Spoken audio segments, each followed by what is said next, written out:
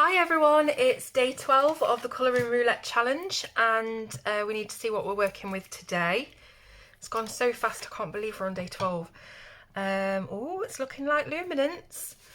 Luminance are absolutely gorgeous pencils, so I'm really excited to see what we can do with those. So Luminance, we'll remove that and go across to our colour picker. Now Luminance have just recently added another, is it 20 or 25 pencils to their collection, so they've got 100 colours in total now, so we've got quite a few to choose from. So the first one is Ochre, which we actually had yesterday. But I like Ochre anyways, I like earthy tones. Ochre and Orange aren't actually that far away from each other. I think we've had something like that before. I think it was this one up here, the Light Fast. Again, very similar to the palette that we had yesterday. We had an Ochre and an Orange. We'll see what we can find in the Luminance that's a bit different. Yellow Orange. Now, how is this going to work? Yellow Orange, Orange and Ochre. It'll be very, very orangey, won't it? And part of me wants to disregard that colour and spin again. And I'm sure a lot of you would want me to, but I think some of you would also quite like to see how we make three very similar colours work. So you know what, I'm just gonna go with it. Yellow, orange. I haven't deviated from it so far, even when we were going through the whole blue-violet stage. So let's just see what we can find, and you never know, it might turn out really nice. Okay, so I've had a good look through the Luminance pencils. Now, obviously we don't have a major palette of colours to work with. It's all pretty orangey and earthy. But what I've done is I've decided to, well, I've not really bent the rules. I kind of have, because if I looked at this colour, I wouldn't necessarily call it a standard ochre, but I guess it is because it's actually called burnt ochre, which, you know, that is the colour. But when I was thinking ochre, I was thinking of a much more yellowish kind of Naples ochre. So I've gone for this one because it's sort of the closest, or the furthest away rather, that I can get from an orangey yellowy ochre. So that's why I chose that one. Now for the orange, I didn't want to go with an absolutely bright orange because I didn't think that it would blend very well with the brown if we wanted to try a blend. So I've gone for a slightly darker orange, and this one I'm using is called Cornelian. But then I thought that this orange would go quite nicely into this colour here, which is just simply called orange.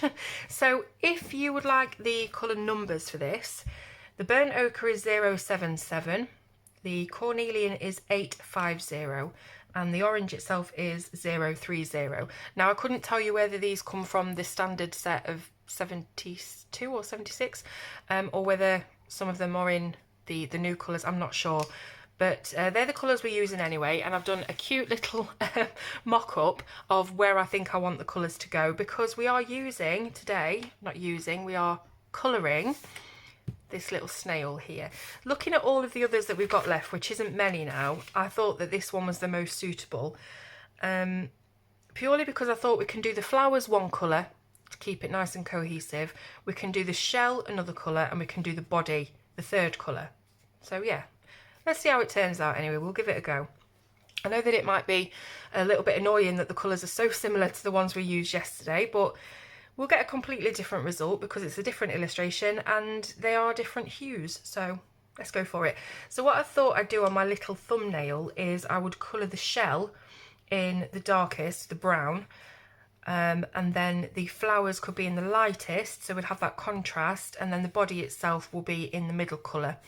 So I think I'll do the flowers first. They always say to do the lighter elements of your illustration first so that you're not muddying it up if you're dragging other, you know, darker pigments into it. So it's going to be quite separated, this. Normally I would do a blend, and maybe I still will do a blend somewhere on the body, but it's going to be quite separated into the three colours and the three portions of the snail. So I'll just get straight into it. So even though we were just working with a palette of, well, reddish browns and ochres yesterday, everyone seemed to really enjoy the video. Had a nice little chin wag yesterday, wasn't feeling so tired. I think a couple of days before I've been feeling really tired and I don't feel like I've managed to entertain you enough, so to speak. seemed to enjoy yesterday's chat. So especially talking about things on TV and stuff like that, where I can talk for hours and hours about TV and film. I'm one of these people that if they get into something, I want to just, you know, dissect it and talk it over and everything with people. My husband's totally the opposite. He'll see something and that'll be it. You know, don't really need to talk about it anymore. It's just fiction. But with me, I really get into it. I'm a bit obsessive like that. So yeah, I get really into fandom and the whole thing.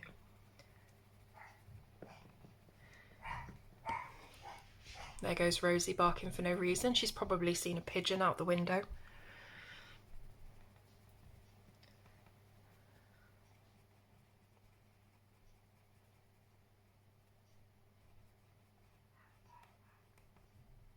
I think Rosie can actually hear next door's dogs barking, because I can hear them through the wall. I'm right against the adjoining wall. That's probably what set her off.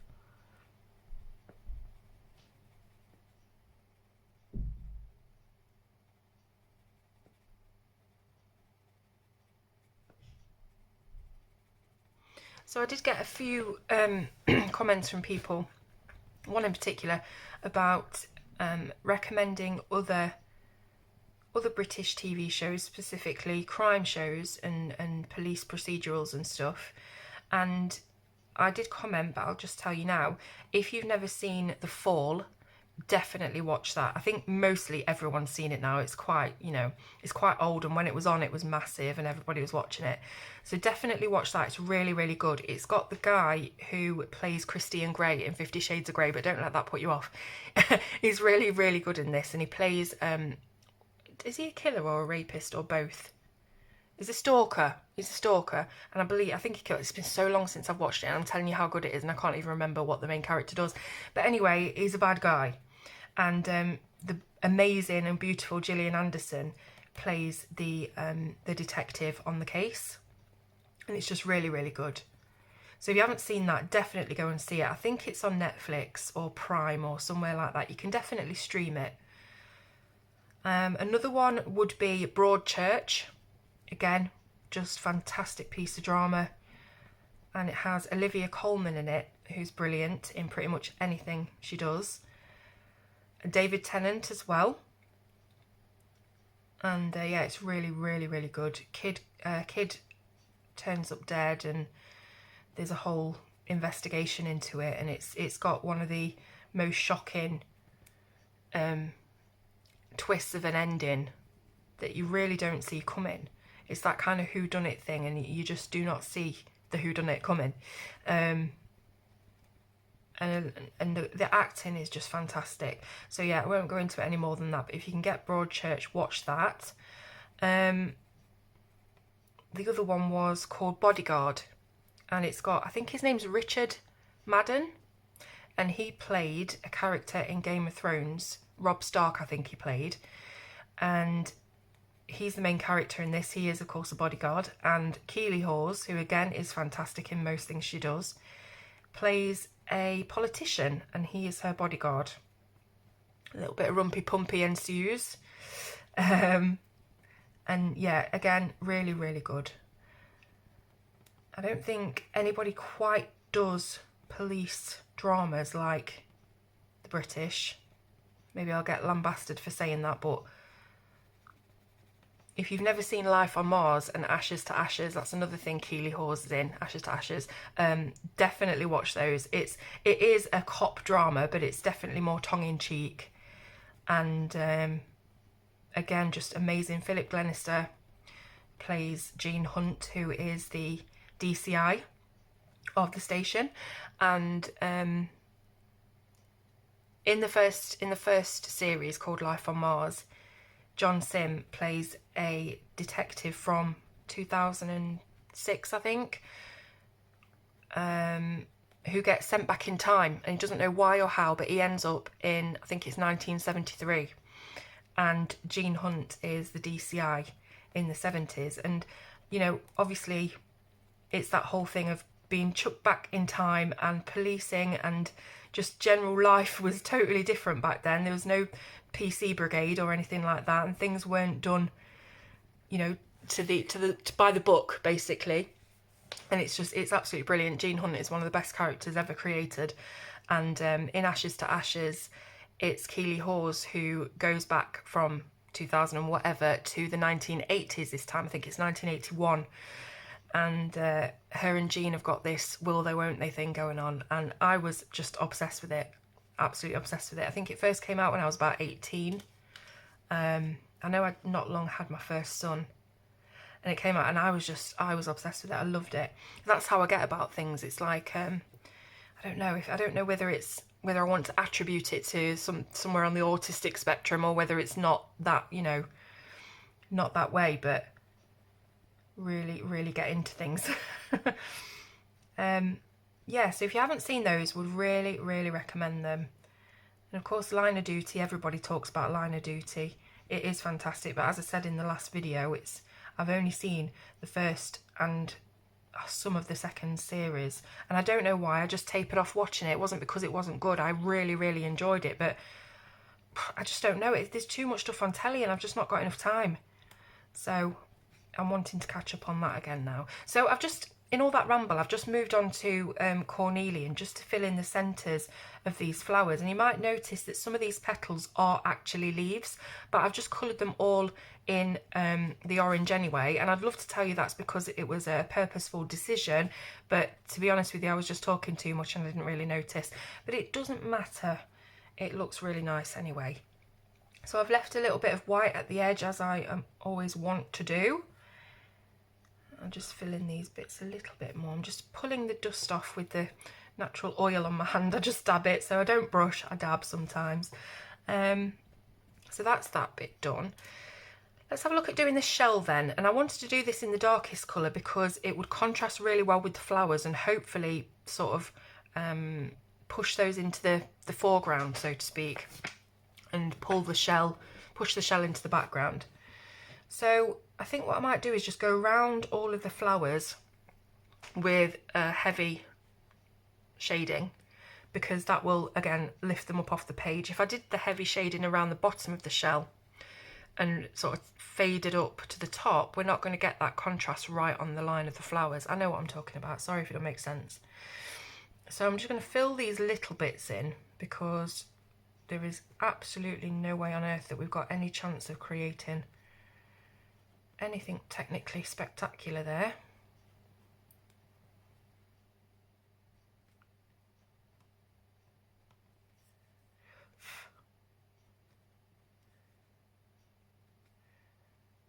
So just fill in all those little gaps between the flowers, and then just going around the edge, I think, and then we can sort of fade out towards the bottom. Or maybe, you know, we can do the bottom as well and just have a little bit of a shine on the shell. That might be nice. I'll just do underneath first, and we'll see what room we've got left to play with.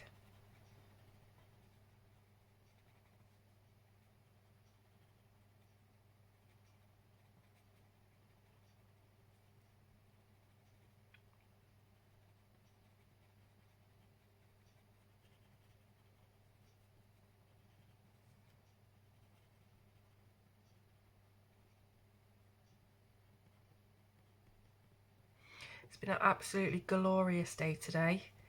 About 17 degrees, so not, you know, majorly hot or anything, but it's been really nice to just feel the sun on your skin. Been out and about, did a little bit of shopping.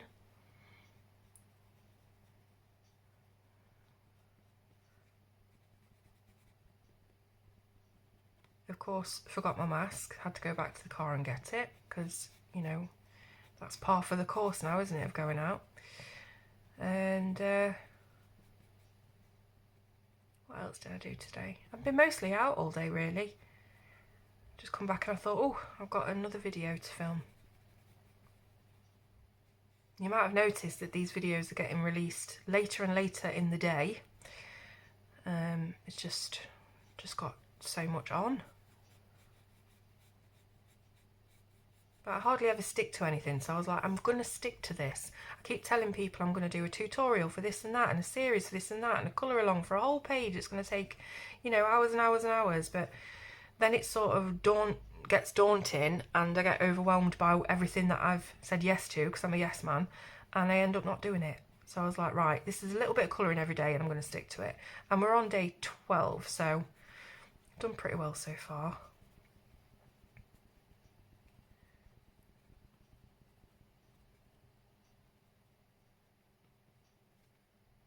So yeah, I've left a little bit of a sort of shine in between there. I don't know whether I want to come in with maybe the lightest one, the orange, and just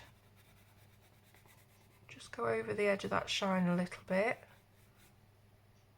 Maybe it will blend it slightly more and it will look maybe a little bit like a reflection of the flowers, sort of the colour of the flowers. I don't know. I'll just do a very light layer of it anyway. That's all right. So as for the body itself, we've got that medium colour left, which is called, what did I say it was called? Cornelian. And I thought we'd do the majority of the body with that. Now, I'm not sure whether I want to do a blend from this ochre to the cornelian on the body. I'm just looking because we have got to fill in these bits, but they could be filled in with the lighter colour, couldn't they? Let's give that a go. So I am still on the burnt ochre. I'm going to do the very bottom bits of these. Now, luminance are beautiful pencils to use, and they are my favourites along with Prismacolor. I would say that Prisma are, they just tip them a little bit for me, not on quality at all, but Prismas do have the colour range. Although, you know, luminance are catching up, and they are cheaper to replace by far. I think I normally buy Prismacolor single for about £1.20, something like that, and these can be like £3.50 each. So if we're talking in dollars, let me think. So if it's £1.20 for a Prismacolor, it might be $3 for you guys, and these might be anything up to like $6 each if I'm going by sort of almost doubling with the exchange rate. I thought it was amazing the first time I went to America when I was, how old was I? About 12. And I thought it was amazing. You know, you get your money, your holiday money. I've been saving up, and then your grandparents would give you a bit, and you'd have all your holiday money together, and you'd go to the exchange and get it changed into dollars. And you'd go in with, say, just say you had £50, and you'd come out with $100, because it was pretty much $2 to the pound back then. And I just felt like I had loads more money, even though I don't think I could really get my head around the exchange rate at that young age, but I felt like I had double the money. But then I went to America and I was looking around a supermarket. What do you call them in America? You call them a supermarket, right? I was looking around a supermarket and they had like a multi-pack of crisps, or chips as you call them, and it was like $6 something for this multi-pack of chips that would normally in the UK be like $2.99, and I thought, oh my god, it's so expensive. But it was, again, it's the exchange rate. But I think you always think, or I do anyway, in terms of the exact how can I say this? So I would be expecting a multi-pack of chips to be $3 because they're £3 here, you know. So I think just my young mind was a bit amazed by that, and I thought, gosh, it's expensive.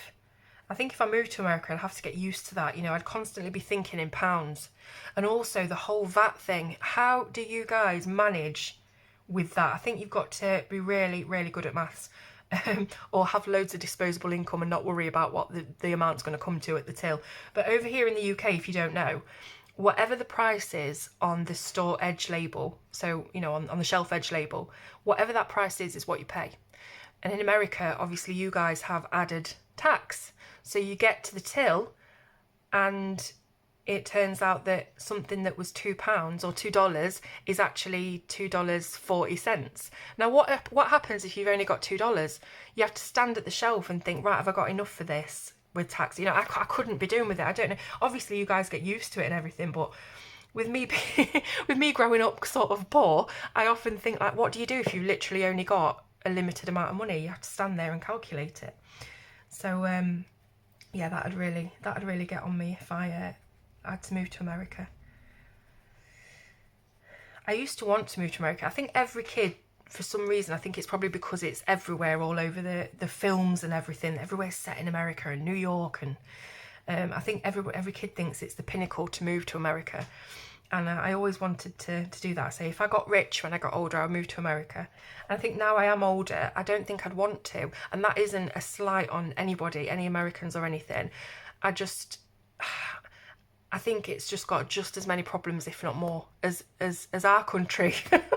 You know, and I just think there's probably, I mean, not probably, there is definitely some absolutely gorgeous places in America, gorgeous places, and would probably be absolutely amazing to live in. But as I've grown up, I've gone towards like the Scandinavian countries, thinking of somewhere that I'd like to live.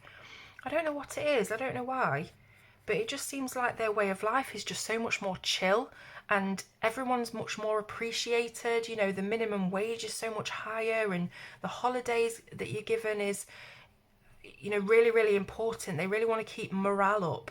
And even in prisons, which usually you'd think, right, if you're in prison, you've got to serve hard time, and you don't get any what's the word, compassion, you know, from anybody. You just serve your time. But in Norway and all those places, the prison system is more really like a rehab, and it's like a holiday camp, really, from the programs I've watched.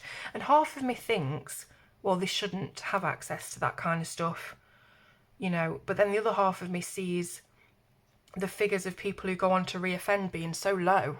I think, well, it works. You know what I mean? It's one of them. It's one of those things you have to sort of make your mind up on. And I'm very wishy-washy with things. Like, I can see both sides. I'm good at being devil's advocate, so I find it very, very hard to decide one way or the other what's wrong and right. I'm a grey area person. I know that a lot of people are black and white. So really, it just depends. And I'm doing this again where I'm just going on. So that was the burnt ochre. Now we've got the cornelian. And I don't know how we've got on to talking about prisons, but the whole sort of way of life, specifically in, you know, like Denmark, they have that whole thing of, I don't know how, I know you spell it like Hygge, and I think you say it like Hygge, something like that. And basically it just means being cosy and comfortable. And I don't think there's a proper definition or translation for it. It's just one of those words: cozy, comfortable, warm fuzzy socks in front of the open fire with a cup of hot chocolate and a jumper on, you know, like.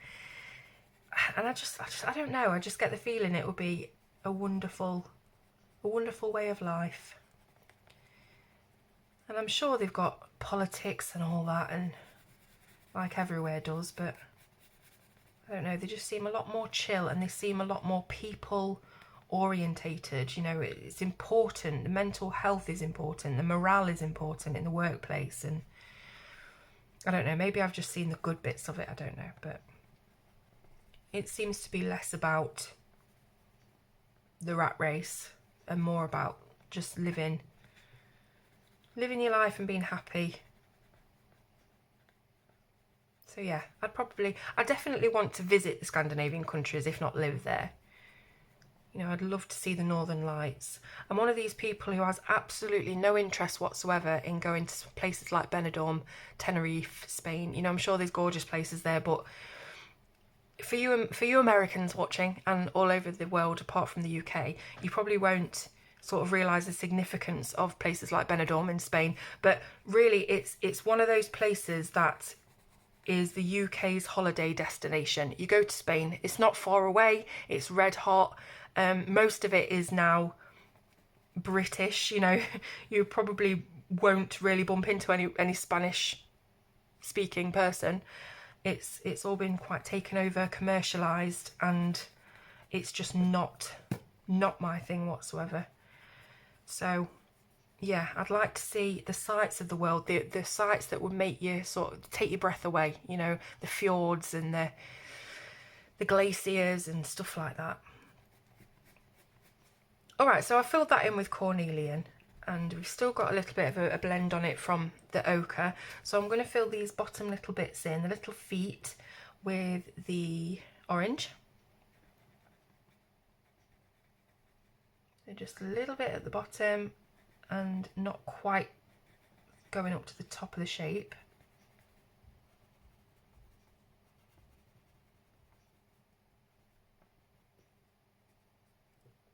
When I did used to want to move to America when I was younger, it was, funnily enough, always Southern America, not South America, but the southern states of America. So Tennessee, Nashville, Memphis, Louisiana. I've always wanted to go to New Orleans, and that kind of area.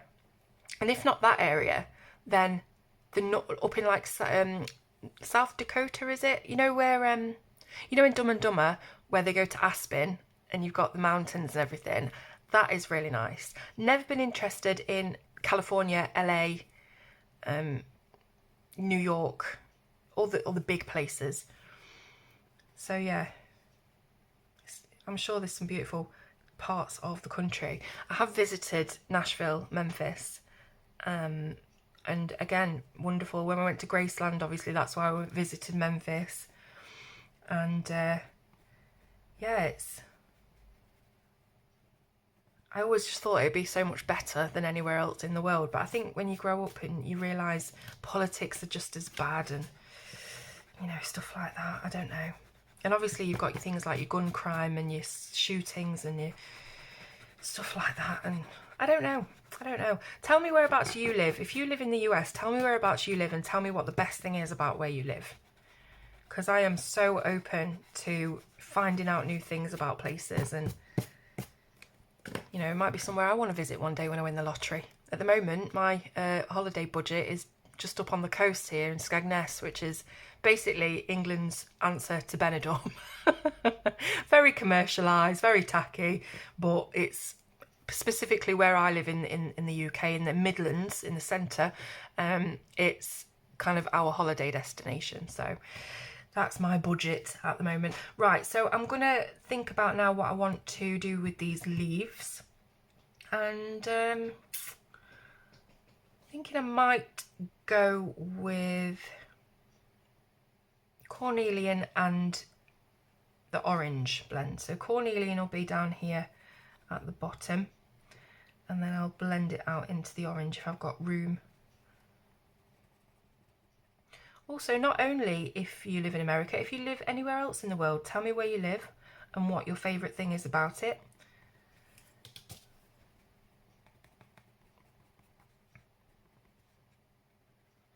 Obviously, I live in Nottingham, or Nottinghamshire. So, the thing that we're most famous for is Robin Hood. And Sherwood Forest and all that.